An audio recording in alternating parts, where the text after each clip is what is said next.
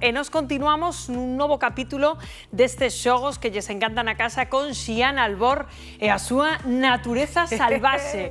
Hoxe aquí vos xogar, Xiana. Récords. Traio vos diferentes récords e temos que adiviñar cal é o que sostén ese récord. Bueno, que maravilla, por onde empezamos, Xiana? Veña, imos comezar. Cal pensas que é, Rocío? Cal pensan na casa que é o volcán máis activo do mundo nestes días que falamos da impresionante natureza e forza do planeta? O Etna, en Italia, o Kilauea en Hawái ou o Kilimanjaro no continente africano. Cal é o volcán máis activo? A ver, vouche dicir o Etna porque como que máis me soa, pero nin idea.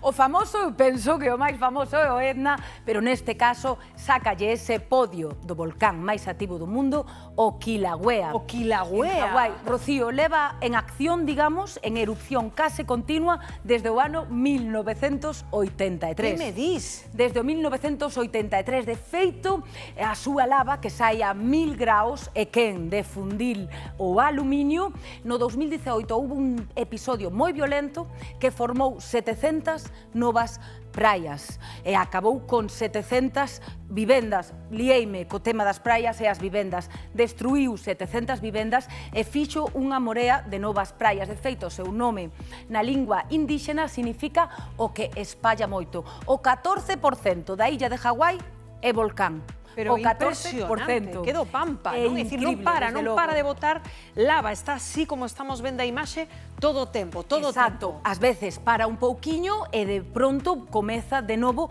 a erupcionar. Leva así desde o 1983 con diferentes paradas. Desde logo, os habitantes da illa de Hawái conviven con esa grandiosidade e ao mesmo tempo con ese risco continuo á vida mesma, Rocío. Totalmente. A vida mesma. Maravilla. Veña, imos con outro capítulo deste xogo. Vouche preguntar cal é o animal máis temido do mundo. E douche tres opcións. A quenlla branca, o león ou a candorca, que aquí en Galicia coñecemos ben a candorca. Bueno, pues o animal máis temido do mundo. Pois como persoa impresionada ca película de Spielberg, diríache que a quenlla.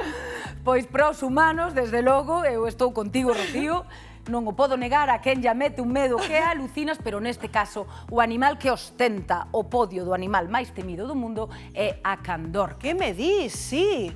A candorca é da familia dos golfiños, a pesar de ser increíblemente grande, pode chegar a medir 10 metros un macho adulto como o mástil dun barco dos nosos. Pero, por exemplo, unha batalla entre unha candorca e unha quenlla, ollo aí. Pois a quen lla escápalle, fúxelle a candorca. E que, de feito, hai documentado como as quenllas brancas, cando notan que hai candorcas no mar, fuxen, escapan. E agora estamos a ver unhas imaxes que son únicas no mundo. Estamos a ver candorcas ensinando a outras candorcas como se afoga a unha balea. E o que fai a matriarca neste caso, porque as candorcas, alén de ser increíblemente intelixentes, son matriarcais. Perfecto, teñeno todo. Isto gustanos. Teñeno todo. E as aboas amosan ás xóvenes como afogar a baleas. E agora estamos a ver un grupo de candorcas afogando para logo depredar unha balea azul. Estamos a falar... Cazan en grupo. Cazan en grupo. Son animais moi culturais, moi de facer grupos, moi de facer familias. E amosan esas ensinanzas culturais de como cazar e como depredar. As candorcas, que aquí o vemos en Galicia, sabemos o que fan cos barcos veleiros e aínda non comprendemos ben por que fan iso. Pero que hai lugares do mundo onde son quen de botar as focas fora do xeo para despois depredalas. E ademais teñen esa ecolocalización increíble. Son sonares vivintes. Mira, Rocío, en a casa, atención, porque aí estamos vendo unha candorca botando a unha coitadiña da foca fora do xeo para papala dentro da auga.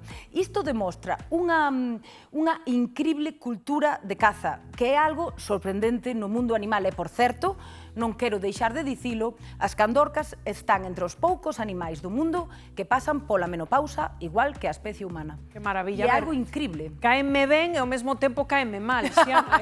Bueno, a vida mesma, non? A natureza mesma. A natureza salvase. Veña, imos con outro capítulo, que divertido é isto. A fervenza máis alta do mundo, Rocío, e douche tres opcións. Temos as famosísimas cataratas do Niágara, temos a nosa fermosa fervenza do Toxa en Silleda ou temos o Salto do Ángel en Venezuela.